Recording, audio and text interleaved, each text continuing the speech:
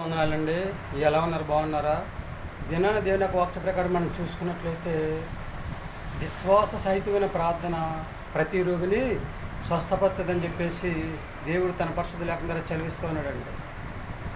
విశ్వాసంతో ఎవరైతే ప్రార్థన చేసుకుంటారో వారి జీవితాల్లో దేవుడు కార్యాలు చేస్తాడని చెప్పేసి దేవుడు తన పరిశుద్ధ లేఖనం ద్వారా చదివిస్తూ ఉన్నాడండి.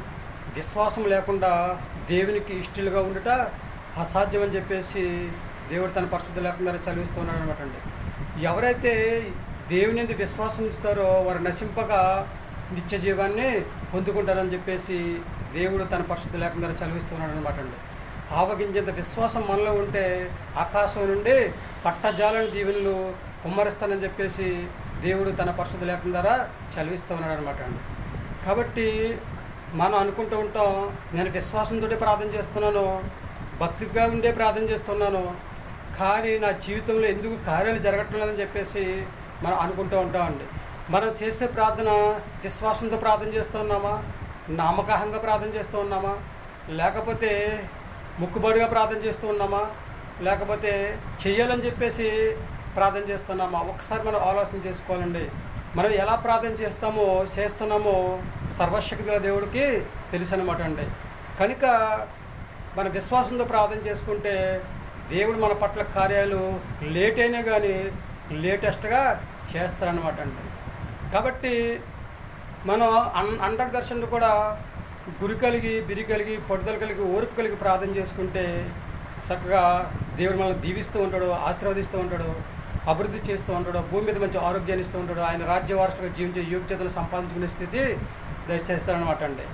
కానాని స్త్రీ చూడండి, దేవుడు మాట్లాడకపోయినా సరే చక్కగా దేవుని వెంట విశ్వాసం ఉంచి, దేవుని మీద విశ్వాసం ఉంచి మొత్తం మీద దేవుడు ఆమెకున్న విశ్వాసాన్ని చూసి తన కుమార్తెని బాగు చేసినట్లుగా, స్వస్థపరిచినట్లుగా మనము చూస్తున్నాం అనమాట అండి. చూసారండి, ఆవిడకి ఎంత విశ్వాసం ఉందో దేవుడి మీద.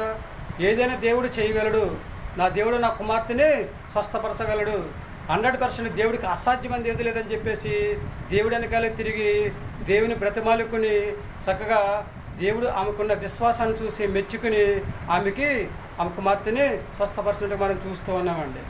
మనం కూడా విశ్వాసం నుంచి చక్కగా దేవుని నమ్మలు ప్రార్థన చేసుకుంటే 100% కూడా దేవుడు మనల్ని ఏ హాని అపాయంలో రాకుండా చక్కగా కాసి కాపాడి, తన రెక్కల సరిని కాసి కాపాడి హ్యాపీగా ఉండేలాగా దేవుడు చేస్తూ ఉంటాడు అనమాట అండి. మరి ఏమైనా ఆలోచన చేసుకుంటున్నారండి? కానాని స్త్రీ అయితే ఎలాగైతే విశ్వాసం నుంచి తమకు కావాల్సిన సహాయాన్ని ఎలాగైతే దేవుని దగ్గర నుంచి సంపాదించుకుందో, మనం కూడా అటువంటి విశ్వాసం కలిగి చక్కగా దేవుని దగ్గర నుంచి ఆశీర్వదించబడి ఆశీర్వాదాన్ని పొందుకుని, దీవెనలు పొందుకుని, మేలులు పొందుకుని హాయిగా మనకు కావాల్సిన సహాయాన్ని మనము దేవుని దగ్గర నుంచి సంపాదించుకోవాలని ఆలోచన కలిగి ఉంటే మనం అందరము కూడా విశ్వాసంతో ప్రార్థన చేద్దాం. మరి ఒక స్థలాలు వంచండి, ప్రార్థన చేసుకుందాం. మహాపరిశుద్ధుని పరలోకపు తండ్రి, నీ ఘనమైన పదం లెక్కలేని స్తుతి స్తోత్రం ప్రభా. తండ్రి, ఆవగించేంత విశ్వాసం మాలో ఉంటే తండ్రి స్తోత్రం ప్రభా. పట్టజాలని దీవులు ఆకాశం నుండి కుమ్మరిస్తానని చదివించిన దేవునికి వందనాలు తండ్రి. మేము విశ్వాసంతో ప్రార్థన చేసుకుని సహాయం దయచేయండి. కంగారు పడకుండా తండ్రి స్తోత్రం ప్రభా. ఒకటే 10 సార్లు ఆలోచించి తండ్రి ప్రభా. నిబ్బరమైన బుద్ధి కలిగి తండ్రి స్తోత్రం ప్రభా. తండ్రి చక్కగా తండ్రి ప్రభా, నీ అందు నమ్మిక కలిగి తండ్రి స్తోత్రం ప్రభా. తండ్రి నీ అందు భక్తిగా ఉండి తండ్రి స్తోత్రం ప్రభా.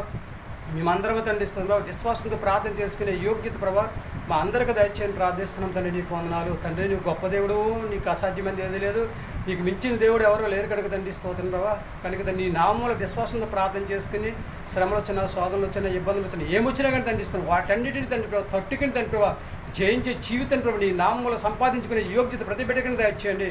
వ్యాపారం చేస్తున్న వారిని, వివాహాల కోసం ఎదురు చూస్తున్న వారిని, అలాగే దండిస్తున్న ఉద్యోగం చేస్తున్న వారిని దండిస్తున్న ప్రభావ, చేతురుతులు చేస్తున్న వారు అందరూ కూడా దీవించి ఆశీర్వదించి ఎవరికి కావాల్సిన సహాయం వరకు దయచేయండి. మరొకసారి ప్రభావ బిడ్డలందరూ విశ్వాసంతో ప్రార్థన చేసుకునే యోగ్యత ప్రతి ఒక్కరికి దయచేయమని మా ప్రార్థనలకు ఇస్తాను. మా ప్రార్థన ప్రతిఫలం దయచేయండి. మా కొరకు తరగని యేసుక్రీస్తు ప్రేమను వేడుకొంచున్నాము తండ్రి. ఆమేన్. అందరికీ వందనాలండి. తిరిగి దేవుని ఆశీర్వాదం మీకు తోడుగా గాక. దేవుడు మిమ్మల్ని దీవించి ఆశీర్వదించిన గాక. ఆమేన్. దేవుడిచ్చి అందరికీ హృదయపూర్వక వందనాలండి. దేవుడిచ్చిన మహాఉత్సవం కృపను బట్టి మన విశ్వాసంతో ప్రార్థన చేసుకుందాం. దేవుడు చేసే మేలులు, దీవెనలు చక్కగా ఆయన కృప, ఆయన కోపుదల, ఆయన నడుపుదల, ఆయన యొక్క ఆశీర్వాదాన్ని సంపాదించుకుని భూమి మీద హాయిగా జీవించి ఆయన రాజ్య వారసులుగా జీవించే యోగ్యతను మనము సంపాదించుకునే స్థితిని కలిగి ఉందాము. మరి ఏమంటారండి 100% కూడా దేవుని భయభక్తులు జీవించి ఆయన త్రోవలో నడిచి ఆయన మాట విని ఆయన మాట ప్రకారం నడుచుకుని చక్కగా మరొకసారి మనం దేవుని నమ్మిక ఉంచి గురి కలిగి బిరి కలిగి పడుదల కలిగి ఓర్పు కలిగి విశ్వాసంతో ప్రార్థన చేసుకుందాం. దేవుడిచ్చే ఆశీర్వాదాలు మేలు అనుభవిద్దాం. భూమి మీద హ్యాపీగా జీవిద్దాం. భూమి మీద హాయిగా జీవిద్దాం.